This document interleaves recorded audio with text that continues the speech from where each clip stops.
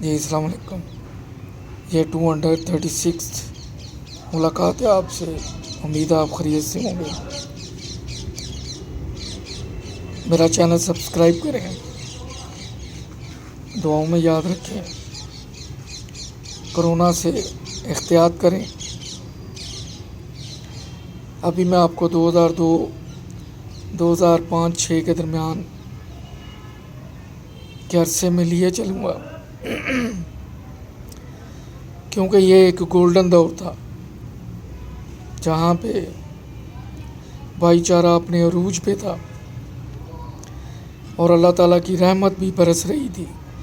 وہ اس طرح کہ ہم سب بہن بھائیوں کو بما ہمارے بنوئی حضرات دونوں افتخار صاحب اور ظفر صاحب کو، ہم سب کو یہ سعادت نصیب ہوئی کہ ہم نے والد صاحب کے نام کی مسجد عطائے مصطفیٰ تعمیر کی۔ ہمارا ارادہ جگہ لے کے مسجد بنانے کا تھا، لیکن جب گلزار مدینہ مسجد کی انتظامیہ تک بات پہنچی تو انہوں نے خواہش ظاہر کی کہ اس مسجد کی عمارت پرانی ہے، کنجسٹڈ ہے، کھلی نہیں ہے، لہذا اگر آپ یہاں پہ اپنے والد صاحب کے نام کی مسجد تعمیر کرنا چاہیں تو ہمیں کوئی اعتراض نہیں ہے۔ اس طرح مسجد کا نام عطائے مصطفیٰ تجویز کیا گیا۔ چھوٹے تقیر بھائی کو اس کا سرپرست اعلیٰ کمیٹی نے مقرر کیا، اسے باقاعدہ رجسٹرڈ کروایا گیا۔ اس طرح بڑے بھائی جان حاجی سرفراز صاحب نشائی قادری کی زیر نگرانی یہ کار خیر شروع ہوا۔ میری اطلاع کے مطابق سب سے زیادہ مالی تعاون خالد بھائی نے کیا، جو آج کل UK میں ہے۔ باقی ہم سب نے، ہمارے محترم بہنوئی حضرات نے بھی بڑھ چڑھ کے اس میں حصہ لیا۔ اللہ تعالیٰ سب کی نیکی قبول فرمائے۔ مسجد میں ایئر کنڈیشن وغیرہ لگوائے گئے، ساتھ ساتھ جو قبرستان شہیدہ ہیں جہاں ہمارے والدین کی قبور ہیں وہاں پہ راستے پکے کیے گئے، انٹرلاک اینٹیں لگوائی گئیں، جنازگاہ میں UPS لگوایا گیا۔ اس کے علاوہ مختلف زرعی زمینیں خریدی گئیں، بہن بھائیوں کے مکان خریدے گئے۔ جہاں پہ پیسے کی کمی تھی، بڑے حاجی صاحب کے جو پیسے یہاں پڑے ہوتے تھے ان کو استعمال میں لایا جاتا تھا اور کمی کو پورا کیا جاتا تھا۔ مجھے یاد ہے کہ حاجی صاحب کا بھی ایک مکان بنا کے بیچا گیا تھا جس میں ہینڈسم پرافٹ ہوا تھا جو ان کی خدمت میں پیش کیا گیا تھا۔ پھر باجی صاحبہ نے بھی کینٹ ایریا میں کوٹھی بنائی، اس میں بھی ان کو ماشاءاللہ اچھا پرافٹ ہوا۔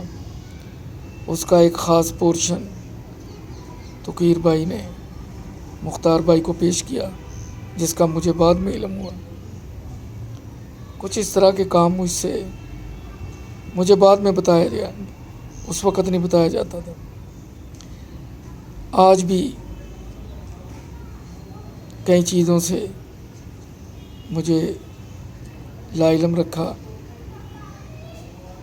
اس کی وجہ شاید مجھے قبر میں ملے، دنیا میں ملنی مشکل ہے۔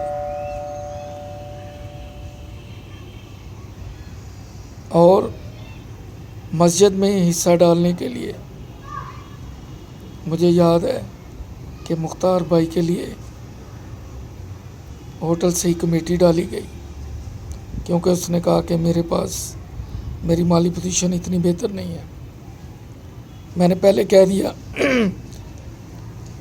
کہ وہ گولڈن دور تھا، قربانی کا دور تھا۔ کچھ ایسے بھی تھے جنہوں نے والد صاحب کی زندگی میں تھوڑی سی آزادی کا مطالبہ کیا، انہوں نے صرف آزادی نہیں لی بلکہ بغاوت بھی کی، وصیت کو بھی پامال کیا۔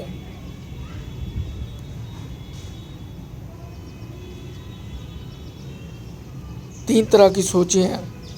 ایک وہ جو صرف میری ذات تک و مجھ تک ہے، جس میں میرے بیوی بچے شامل نہیں ہیں. ایک وہ سوچ ہے جس میں بھی شامل ہوں، میرے بیوی بچے شامل ہیں. تیسری سوچ وہ ہے جس میں میرے بیوی بچے اور میرے بہن بھائی بھی شامل ہیں. یہ 3 in 1 یہ سوچیں بڑے حاجی صاحب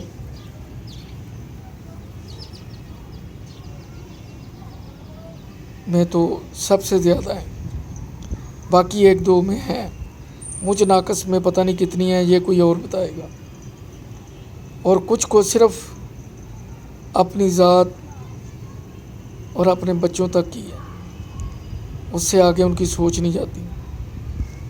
تو کچھ تو ویسے ہی کہہ دیتے ہیں کہ جی ہم تو اس معاملے میں بالکل کورے ہیں. اللہ تعالیٰ ہر کسی کو یہ توفیق نہیں دیتا. وہ بندے چن لیتا ہے جن سے اس نے کام لینا ہوتا ہے. خیر اس وقت والدہ صاحبہ حیات تھیں جو 11/11/2011 کو اس دنیا سے رخصت ہوئی. اللہ انہیں جنت نصیب کرے. وہ سنہری دور تھا. مختار بھائی کی پروموشن کے لیے ذوالفقار بھائی نے لاکھوں روپیہ خرچ کیا. سب کچھ میری آنکھوں کے سامنے تھا. اس طرح ان کی پروموشن بھی ہو گئی. بھائیوں کے باہر کے ٹور کرائے گئے، یورپ کے، مڈل ایسٹ کے، عمرے بھی کرائے گئے. مجھے یاد ہے کہ تقیر بھائی جب مڈل ایسٹ اور یورپ گئے تھے تو والدہ صاحبہ کے گھر 1 مہینے کے لیے رات کو ان کے پاس رہنے کے لیے میں جایا کرتا تھا.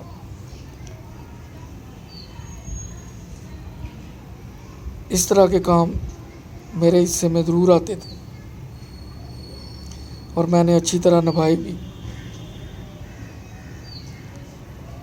آج 2020 میں بھی قبرستان میں بس میری حاضری لگتی ہے. اور بھی جاتے ہوں گے لیکن مسلسل جو حاضری لگ رہی ہے وہ مجھ گناہ گار کی ہے. وہ مجھے بلا لیتے ہیں، میں چلا جاتا ہوں. پہلے میں خود جاتا تھا، اب مجھے لگتا ہے کہ کوئی مجھے بلاتا ہے. آخر کار ہم نے وہیں پہ جانا ہے. تو وہ ایک سنہری دور تھا. میرا ماشاءاللہ اسٹور کا کام ٹھیک چل رہا تھا، لیکن مجھے فکر ہوتی تھی اپنے بیٹے کی فیسوں کی جو کہ بہت ہیوی تھی. اور مجھے پتہ تھا کہ وہ میں نے مینیج کرنا ہے، کسی اور نے نہیں کرنا. ہوٹل کا کام بند ہونے کے قریب تھا کیونکہ سوچا جا رہا تھا کہ یہاں پہ تھوڑی چینج لا کے پیزا شروع کیا جائے، کیونکہ پیزے کی بڑی ڈیمانڈ تھی ایریے میں. پھر ایک پکوان سینٹر بھی کھولا گیا،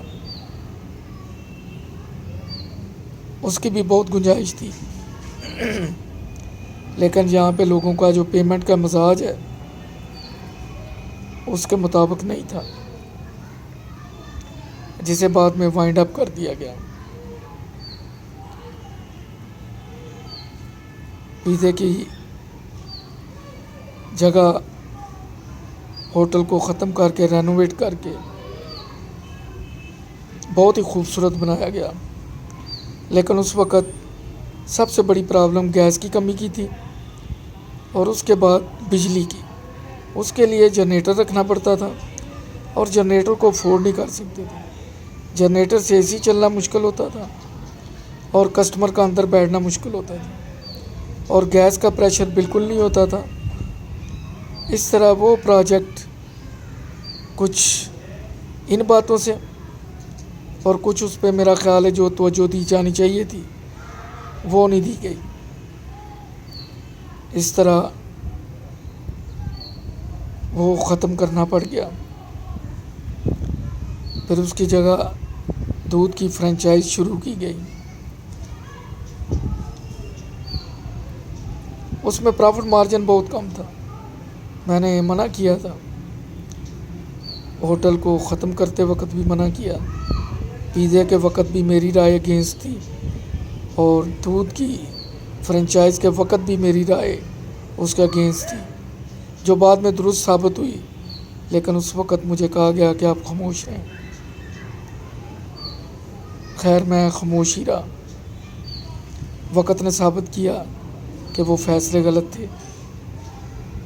دودھ کی 2-3 فرنچائز ایک رنگ پورہ میں، ایک کینٹ ایریے میں کھولی گئی، لیکن میں نے پہلے کہا کہ اس میں پرافٹ مارجن بہت کم تھا۔ پھر دودھ ایک ایسی آئٹم ہے کہ ہر تیسری چوتھی دکان یہاں دودھ کی ہے، پھر ڈبوں میں پیک دودھ ملتا ہے، اس لیے اس کا جگہ بنانا بہت مشکل تھا۔ خیر وہ پروجیکٹ بند ہو گیا، لیکن جو پراپرٹیز خریدی گئیں الحمدللہ ان میں کافی مارجن تھا۔ کچھ مارجن اس وجہ سے بھی ہو گیا کہ پاکستان کی کرنسی ڈی ویلیو ہو گئی، اور کچھ اس طرح بھی ہو گیا کہ وہ بڑے اچھے مارجن پہ پرافٹ پہ خریدی گئیں۔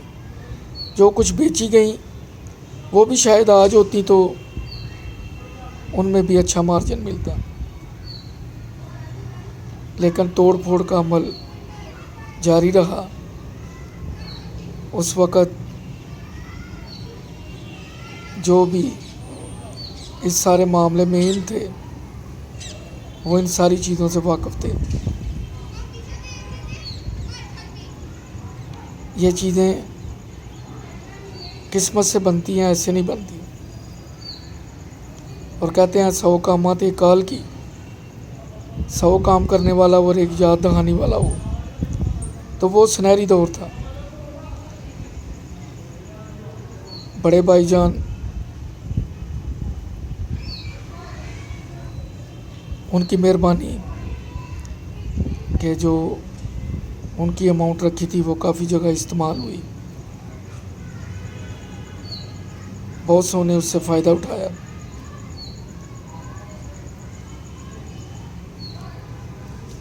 اس طرح 1-2 بھائی اور نے بھی یہاں انویسٹ کیا، اور بعد میں وہ پراپرٹیز فروخت کر کے اپنے پیسے بیرون ملک لے گئے۔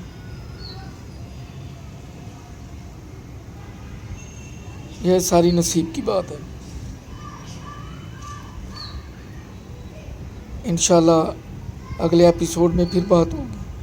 دوران گفتگو کوئی ٹنگ سلپ یا میرے گفتگو میں جو مجھے انفارمیشن ہے اس میں کوئی غلطی ہے تو معذرت چاہوں گا۔ اپنا خیال رکھیے۔ اللہ حافظ۔